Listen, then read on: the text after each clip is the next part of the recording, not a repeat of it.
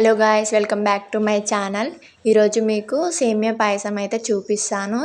చిక్కబడకుండా టేస్టీగా సింపుల్గా మీకు ఒక చిట్కా కూడా చెప్తాను, చూడండి. మందంపాటి బౌల్ అయితే పెట్టండి, అందులో నెయ్యి వేసుకోండి. 2 టేబుల్ స్పూన్ నెయ్యి వేసుకోండి. నేనైతే డ్రై ఫ్రూట్స్, ఎండు ద్రాక్ష ఇవైతే వేసుకోలేదు.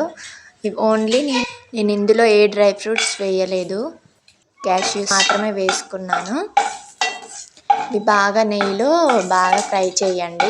ఇది ఫ్రై చేసేసాక సేమియా కూడా అందులోనే వేసుకోండి. వేసుకొని అది కూడా ఫ్రై చేయండి, గోల్డెన్ బ్రౌన్ వచ్చేంత వరకు చేయండి.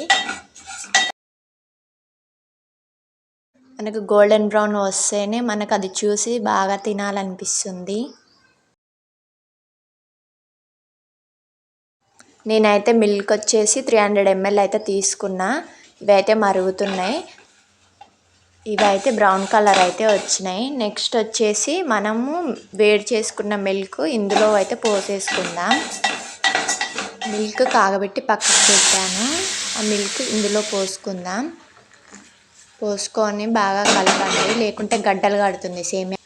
ఒకదానికి ఒకటి ఇట్లా పేస్ట్ కాకోకుండా కలిపేసి,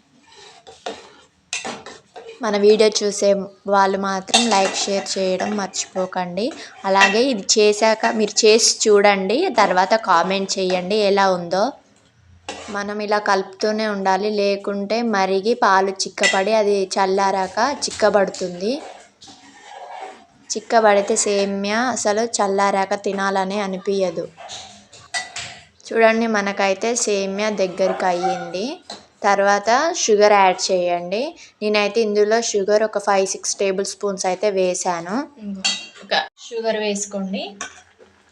ఇలాచి కొంచెం అటు ఇటుగా దంచుకొని వేసుకోండి.